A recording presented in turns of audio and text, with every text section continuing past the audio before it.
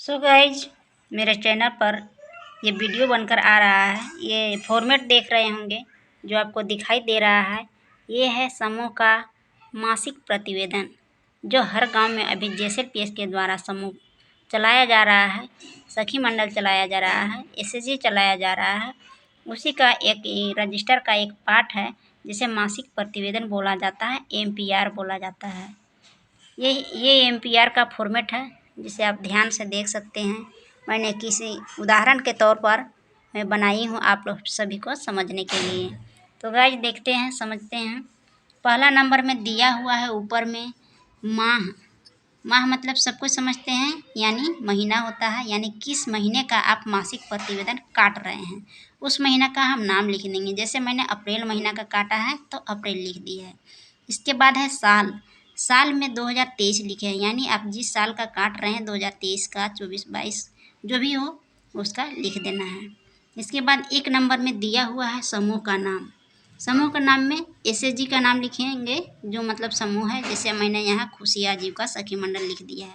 कमल आजीविका सखी मंडल रहेगा तो कमल आजीविका, दुर्गा रहेगा तो दुर्गा आजीविका, जो भी समूह का नाम रहेगा मैंने खुशी आजीविका लिख दिया है। आप सभी का समूह का अपना अपना नाम लिखना है।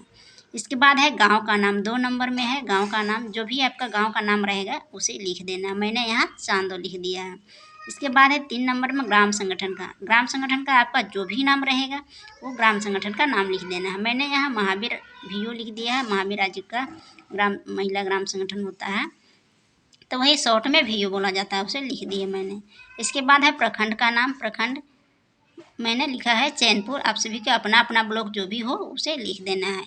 इसके बाद है 4 नंबर में है क्लस्टर का नाम। आपका जो भी क्लस्टर होगा, जैसे मैंने बसरिया कला लिख दिया है, अपना क्लस्टर था इसीलिए, तो आप सभी अपना अपना क्लस्टर का नाम लिखें। इसके बाद 5 नंबर में है 5 नंबर में है ब्लॉक का नाम, यानी प्रखंड का नाम, अपना अपना प्रखंड का नाम लिखिए। इसके बाद है समूह का गठन दिनांक, जहिया समूह बना था उसका डेट लिख देना है। इसके बाद दाहिने साइड में आते हैं 7 नंबर में सदस्यों की संख्या पूछता है। सदस्यों की संख्या जितना है उतना लिख देना है। जैसे एक समूह में 12 मेंबर होते हैं, चाहे 10 चाहे 11 जो भी हैं उसे लिख देना है। इसके बाद है बैंक का नाम। उस समूह का जहाँ खाता खुला हुआ है उस बैंक का नाम लिखना है। जैसे JRGB मैंने लिख दिया है। पंजाब नेशनल रहेगा तो पंजाब नेशनल, SBI रहेगा तो SBI लिखेंगे। इसके बाद है बैंक शाखा का नाम। मैंने लिखा है शाहपुर। आप सभी को अपना अपना ब्रांच का नाम लिखना है। इसके बाद है खाता संख्या। खाता संख्या जो भी है उसे लिख देना। मैं यहाँ छोड़ दी हूँ किसी कारण बस। इसके बाद है 11 नंबर में बैठक का क्रम।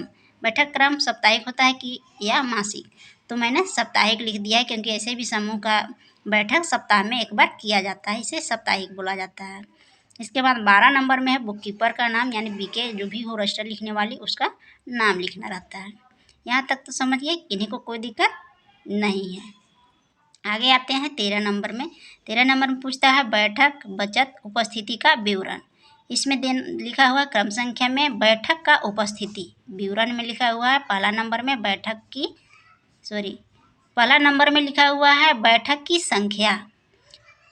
बीच में दिया हुआ है पिछले माह तक, यानी कि आप काट रहे हैं अप्रैल का मासिक प्रतिवेदन तो आपको मार्च यानी पिछले माह तक पूछ रहा है, तो मार्च महीने तक कितना बैठक हो चुका है उसे यहाँ पे लिखना है।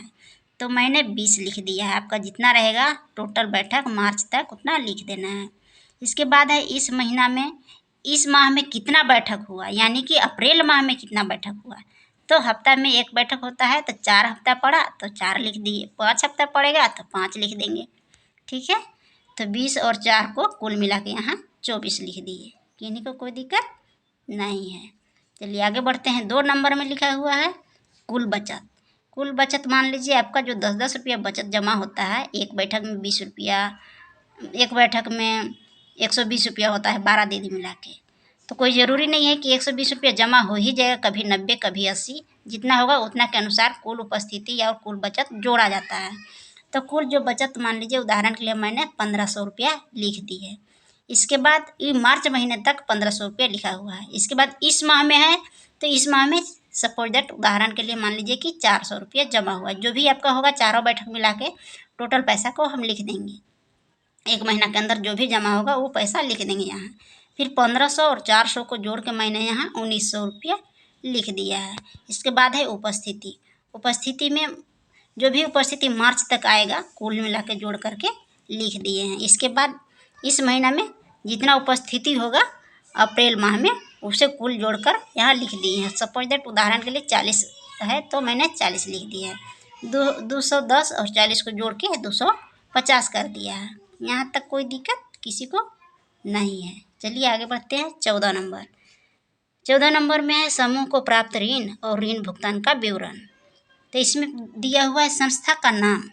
संस्था का नाम में जो एसएचजी को कोई भी सहयोग राशि देता है, आर्थिक राशि, तो एक छोटा सा संस्था की गिनती में आता है। समूह भी एक छोटा सा संस्था है, ग्राम संगठन भी एक छोटी सी संस्था है, और उसके अलावा बैंक से जो सीसीएल मिलता है उसे भी लिखा जा सकता है।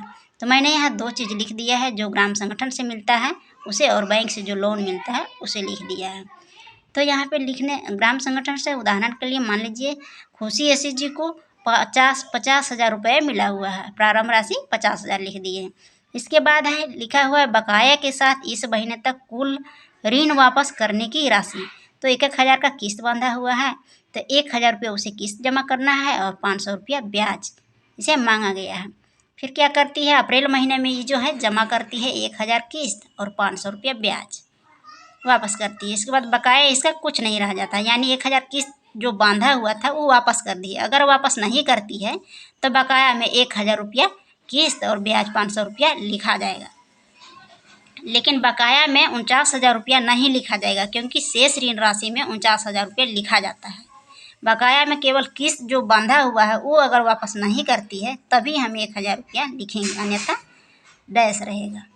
इसके बाद है 2 नंबर में बैंक जो सीसीएल लोन देता है 1 लाख 2 लाख जो भी हो, उस पैसे को मैंने लिख दिया है। उदाहरण के लिए 1 लाख लिख दी है, और बैंक तो किस्त वैसा बांधता नहीं है, जितना मर्जी उतना जमा कर सकते हैं, तो इसीलिए मैंने खाली छोड़ दिया है। इसके बाद इस महीने में जमा करने का कुल ऋण राशि मान लीजिए उदाहरण के लिए 10,000 जमा किए, ब्याज भी जमा करेंगे तो ब्याज भी लिखेंगे, ठीक है।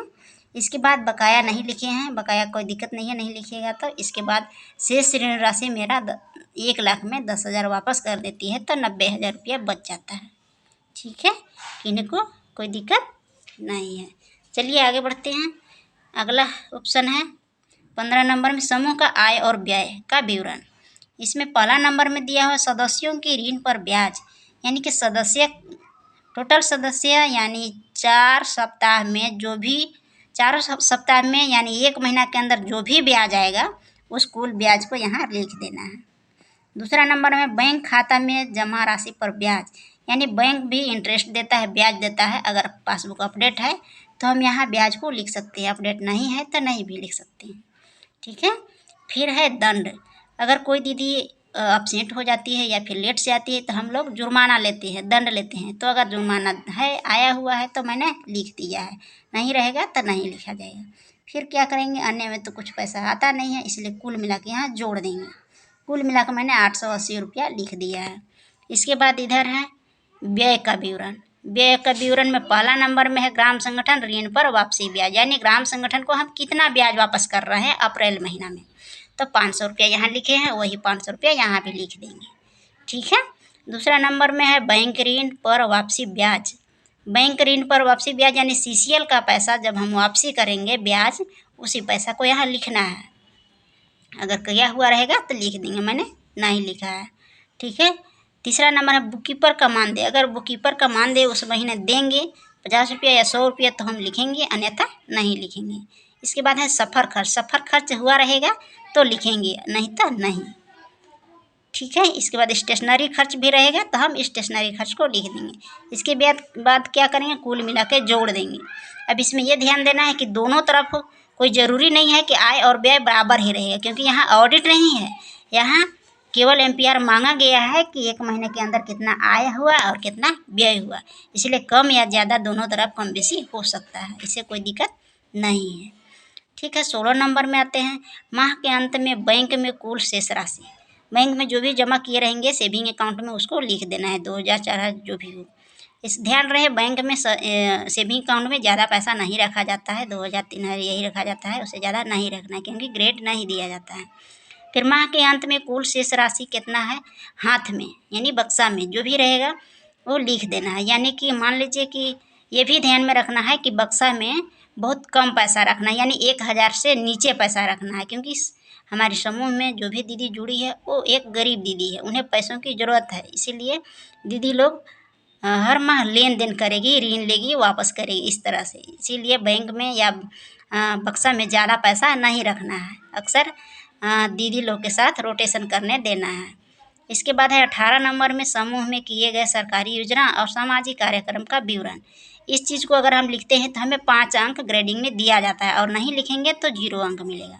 तो मैंने कुछ सामाजिक मुद्दा लिख दिया है जो भी सामाजिक कार्य किया जाता है समूह में। जैसे पहला नंबर में लिखे हैं कि आज के बैठक में पोषण दिवस पर रैली निकाला गया, यानी पोषण दिवस जो भी हो, एक प्रकार से पोषण का रैली निकाला जाता है स्वास्थ्य के तरफ से, कि अच्छा से खान पान, साग सब्जी, हरा भरा, ये सब उसका ये मेन रहता है। उसी को पोषण पखवाड़ा बोला